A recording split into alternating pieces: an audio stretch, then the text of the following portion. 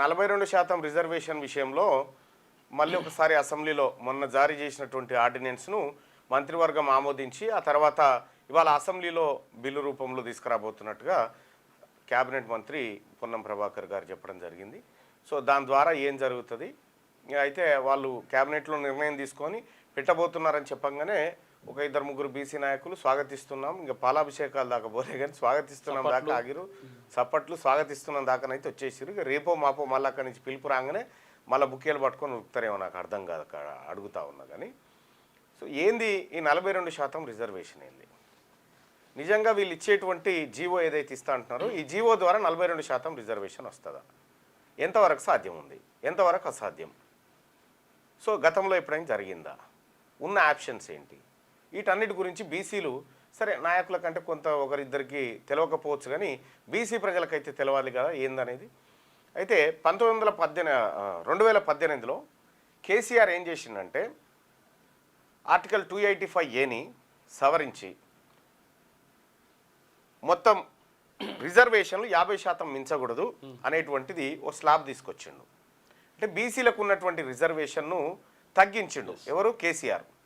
ఓ 10% reservation తగ్గించి బీసీల reservation అంటే బీసీల కొంప ముంచిండు. అప్పట్లో ముంచి దాన్ని 33 ఉంటే 22.73% తీసుకొచ్చిండు. దాదాపు 23కు 10% పైగా తగ్గించేసి 33% ఉన్న రిజర్వేషన్ను 23 అంటే 22.7 అట్లా తీసుకొచ్చింది అన్నట్టు. 23% తీసుకొచ్చిన మహానాయకుడు కేసీఆర్ గారు. అసలు ఇప్పుడు దాన్ని మళ్ళీ మేము సవరిస్తాం అనేటువంటి మాట చెప్తా ఉన్నారు. అసలు కేసీఆర్ ఎందుకు సవరించిండు? అయితే 50% స్లాబ్ కాడికి తీసుకొచ్చిండు. పంచాయతీ రాజ్ చట్టం 2018 పంచాయతీరాజ్ చట్టం 2018 దీంట్లో 285A దీని ప్రకారం రిజర్వేషన్లు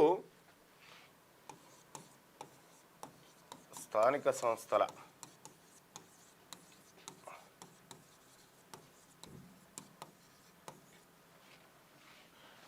ఎస్సీ ఎస్టీ బీసీ ఈ ముగ్గురి కలిపి 50% లోపే ఉండాలి. 50% లేదా అంతకంటే లోపే ఉండాలి. ఇది దాటకూడదు అనేది మహానాయకుడు తెలంగాణ జాతిపితగా ఆయన ఎలుగొందుతున్నటువంటి కేసీఆర్ పుణ్యాత్ముడు చేసినటువంటి పాపం ఇది. జాతి ప్రేత. అప్పటికి మన రిజర్వేషన్ ఎంత ఉండే? 33 ఉండే బీసీలకు. ఇది తీసుకొచ్చి ఏం చేసిండంటే 23కు తెచ్చిండు కేసీఆర్. 23కు తెచ్చి దీంట్లో పెట్టిండు. అయితే ఇప్పుడు తెలంగాణ రాష్ట్ర ప్రభుత్వం ఏమంటున్నది అంటే మేము ఈ 285Aను సవరిస్తాం, ఇందులో 50% అనేది కొట్టేసి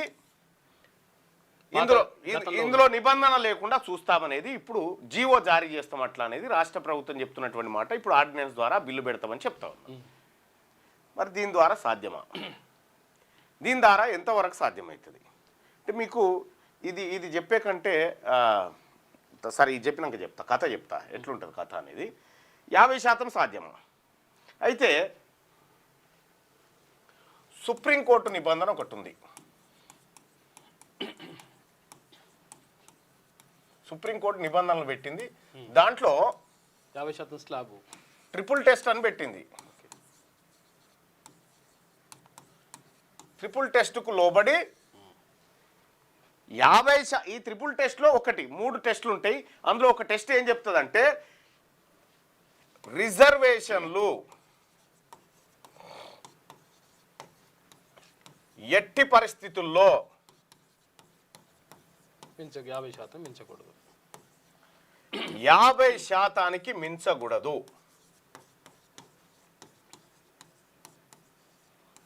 ఇది సుప్రీంకోర్టు చెప్పినటువంటి నిబంధన. ఈ నిబంధన దాటి ఇంక నువ్వు ఏ జీవోలు ఇచ్చినా ఉత్తయ్య కథ, నువ్వు ఏ బిల్లులు తెచ్చినా ఉత్తయ్య. అయితే ఇక్కడ అగ్రవర్ణాలకు ఈడబ్ల్యూఎస్ రిజర్వేషన్ విషయంలో అప్పటికే 50 దాటిపోయింది. 60 అయింది కానీ సుప్రీంకోర్టు సపరేట్ ఎక్కుకుంది ఆ విషయంలో. ఏం కదా వాళ్ళకు పెద్దోళ్ళకైతే పెంచుకోవచ్చు, అగ్రవర్ణాలకైతే పెంచుకోవచ్చు, బీసీలకు మాత్రం ఇవ్వద్దు. ఇది 50 ఉండాలి. ఇక్కడ సుప్రీంకోర్టు పాపము, ఇటు పాలకుల పాపము, ఇటు కేసీఆర్ చేసిన ద్రోహము, ఇప్పుడు రేవంత్ రెడ్డి చేస్తున్న ద్రోహం.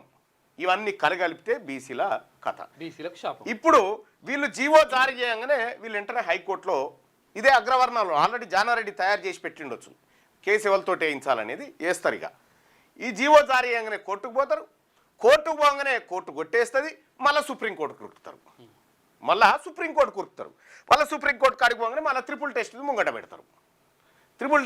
పెడతారు అన్నట్టు. ఇట్లా అంటే ఏం జరుగుతుంది ఫలితంగా అంటే మేము చేయాల్సిన ప్రయత్నం చేసినాం. అంటే ఒక మనిషి చచ్చిపోతే ఇంటికాడ ఆలీలు చుట్టాలు రాగానే జర గట్టిగా ఏడుస్తారు కదా, ఓ అంటుంటారు కదా, ఆ కార్యక్రమం అయిపోయింది. పాడే మోస్తురు బీసీ రిజర్వేషన్ పాడే మంత్రులే బీసీ మంత్రులే భుజాల మీద వేసుకొని పోయి కరెక్ట్గా దింపుడు గల్లెం కాడ ఆపారు. దింపుడు గల్లెం కాడ ఆపి ఏమన్నా మెసులుతాడా బాపు కూ అని అంటారుగా, ఆ కూ అనే కార్యక్రమం మొన్న మంత్రుల కమిటీ ద్వారా వేసేసారు. ఇక డెత్ సర్టిఫికేట్ కన్ఫర్మ్ చేసారు. చేసిన తర్వాత ఇంకా ఫైనల్ ఘట్టం ఒకటి ఉంటుంది. ఏంది, కరెక్ట్గా బొందలో పెట్టే టైంకి మళ్ళొక్కసారి ఏడుస్తారు చూసినావు, కరెక్ట్గా బొందలో పెట్టే టైంకి మళ్ళొక్కసారి ఓ బాపు ఇక వాయ్ అంటారు చూడు, అవి ఆడున్నది అన్నట్టు. ఇప్పుడు బీసీ రిజర్వేషన్ది వీళ్ళకి ఇయ్యాలన్న చిత్తశుద్ధే లేదు. రేవంత్ రెడ్డికి బీసీ రిజర్వేషన్ ఇవ్వడానికి ఇష్టం లేదు. బీసీ రిజర్వేషన్ పట్ల అతనికి చిత్తశుద్ధి లేదు. అది రెడ్డి కూటమి ప్రభుత్వం. ఆ రెడ్డి కూటమి ప్రభుత్వం బీసీలకు రిజర్వేషన్ ఇవ్వడానికి సిద్ధంగా లేదు. మేము చివరి క్షణం వరకు పోరాడినామని చెప్పుకోవడానికే ఈ జీవో కాగితం, ఈ కథ కాగితం. ఎవడన్నా కోర్టుకు పోతే ఒట్టిదే ఇది. ప్రయత్నం చేసి కోర్టుకు ఎవడన్నా ఇట్లా కాగితం బారేస్తే కథమే. ఇది ఎట్టి పరిస్థితిలో నిలబడేటువంటి అంశం కాదు. ఇవాళ పేపర్లన్నీ పెద్ద 42% జీవోకి ఓకే విడుదల చేయనున్న సర్కార్ మళ్ళా మేము స్వాగతిస్తున్నాం అని బీసీ సంఘాల కామెంట్లు.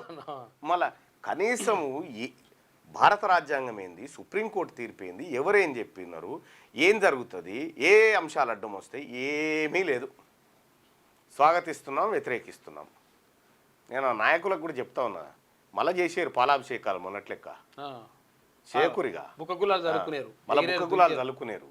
ఈ బంజేరి ఇలా కథ ఏందో అర్థమైంది, ఇలా కథ ఏందో స్పష్టంగా అర్థమైంది. ఆల్రెడీ లోకల్ బాడీ ఎలక్షన్లో 50% ఎక్కువ అనుభవిస్తున్నాం, ఇంకా 10% తక్కువ ఉంది బీసీలకు. రిజర్వేషన్ ఇంకా డైరెక్ట్ వచ్చేస్తారు మనోళ్ళు. నువ్వు ఇయ్యాల్సిన ఇయ్యకుండా ఇప్పుడు కోదండరామరెడ్డి గారిని మళ్ళీ రెన్యువల్ చేసినావు.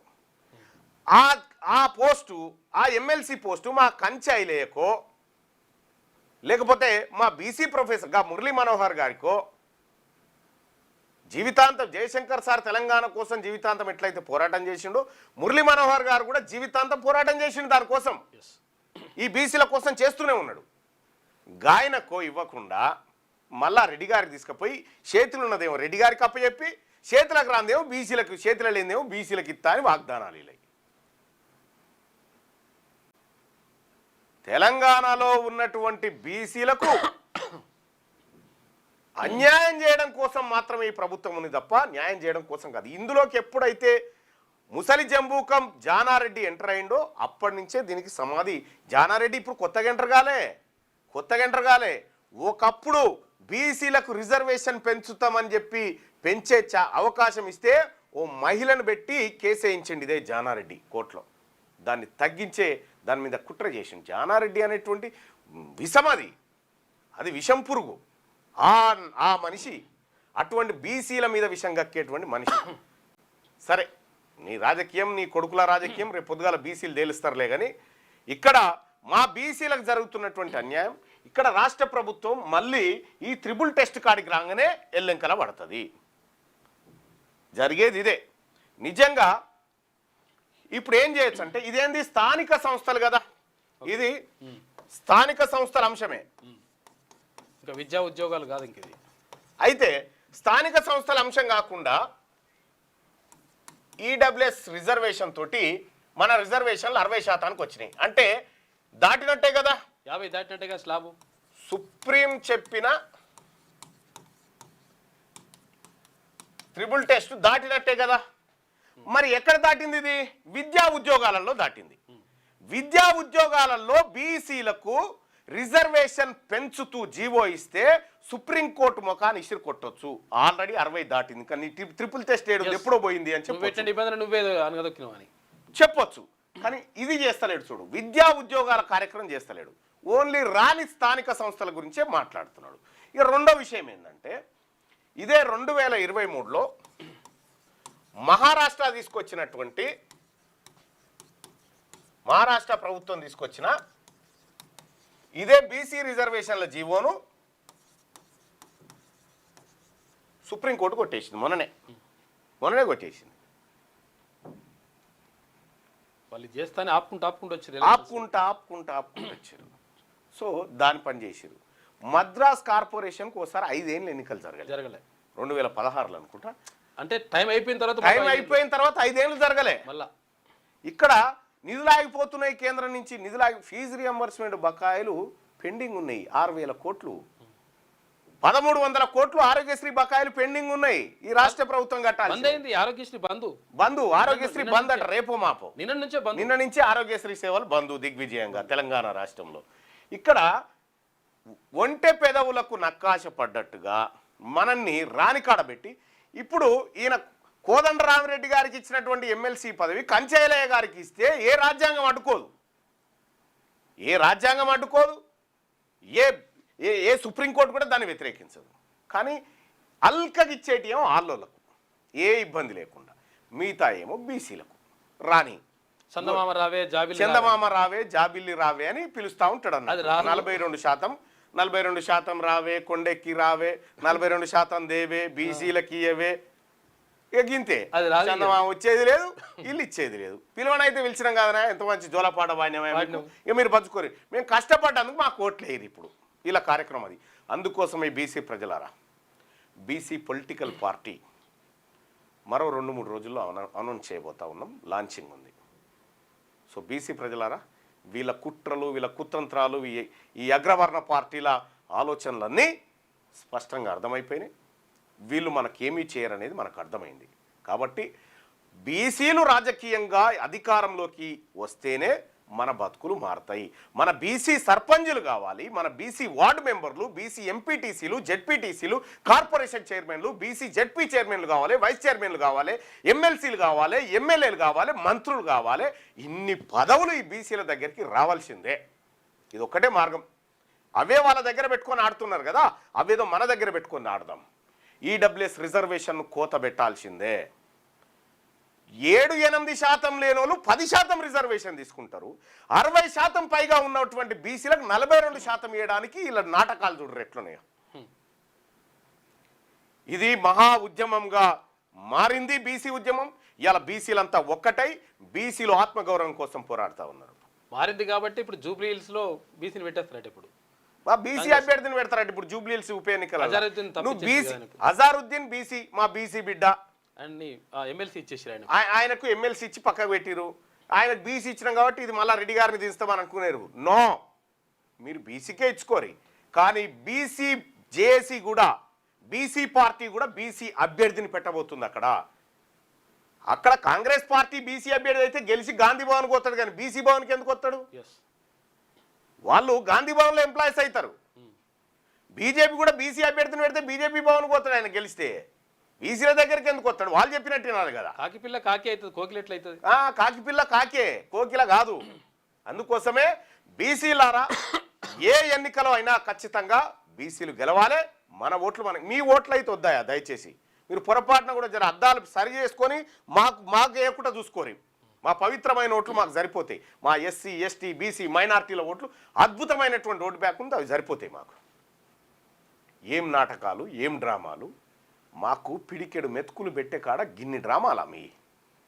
మా బిడ్డలకు ఉద్యోగాలు వస్తాయంటే, మా బిడ్డలకు విద్యాసంస్థలో అవకాశాలు దొరుకుతాయని చెప్పి నమ్మించి నయవంచన చేస్తే ఊరుకునేదే లేదు. పెట్టురు, మీరు ఏం బిల్లు పెడతారో పెట్టురు, ప్రజాక్షేత్రంలో మాట్లాడుకుందాం.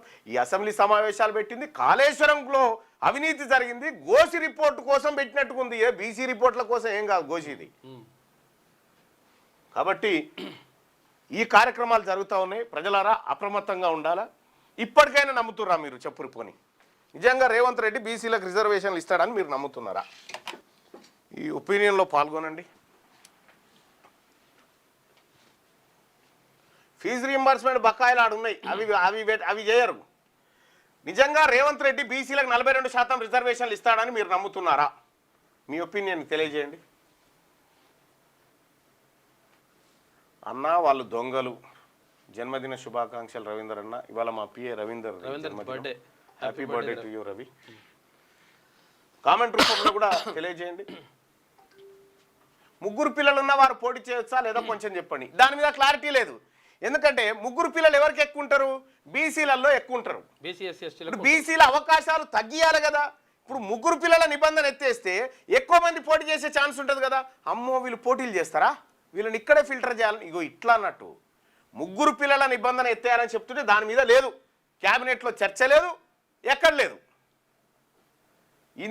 అంత పెద్ద డ్రామా ఆర్టిస్ట్ని ఎక్కడ చూడరు మీరు.